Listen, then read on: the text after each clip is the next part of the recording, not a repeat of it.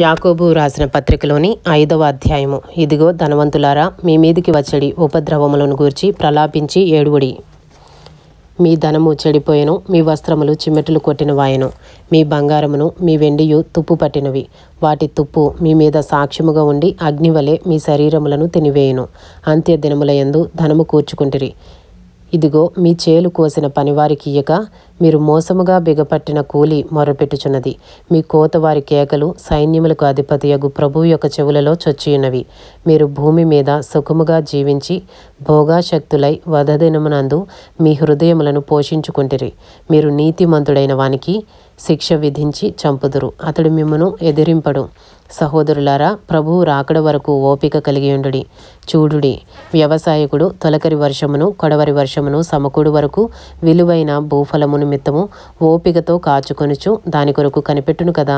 ప్రభువు రాక సమీపించుచున్నది గనుక మీరును ఓపిక కలిగియుండుడి. మీ హృదయములను స్థిరపరచుకునుడి. సహోదరులారా, మీరు తీర్పు పొందకుండు నిమిత్తము ఒకని మీదనొకడు సనగకుడి.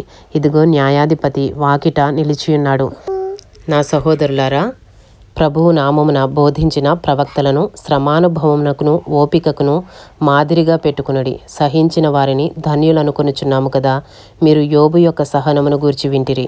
ఆయన ఎంతో జాలియు కనికరమును గలవాడని మీరు తెలుసుకుని ఉన్నారు. నా సహోదరులారా, ముఖ్యమైన సంగతి ఏదనగా ఆకాశము తోడని గాని భూమి తోడని గాని మరి దేని తోడని గాని ఒట్టు పెట్టుకునక మీరు తీర్పు పాలు కాకుండానట్లు అవునంటే అవును, కాదంటే కాదు అని ఉండవలెను. మీలో ఎవనికైనను శ్రమ సంభవించినా అతడు ప్రార్థన చేయవలెను. ఎవనికైనను సంతోషము కలిగినా అతడు కీర్తనలు పాడవలెను. మీలో ఎవడైనను రోగి అయి ఉన్నాడా, అతడు సంఘపు పెద్దలను పిలిపింపవలెను. వారు ప్రభువు నామమున అతనికి నూనె రాచి అతని కొరకు ప్రార్థన చేయవలెను. విశ్వాస సహితమైన ప్రార్థన ఆ రోగిని స్వస్థపరచును. ప్రభువు అతని లేపును.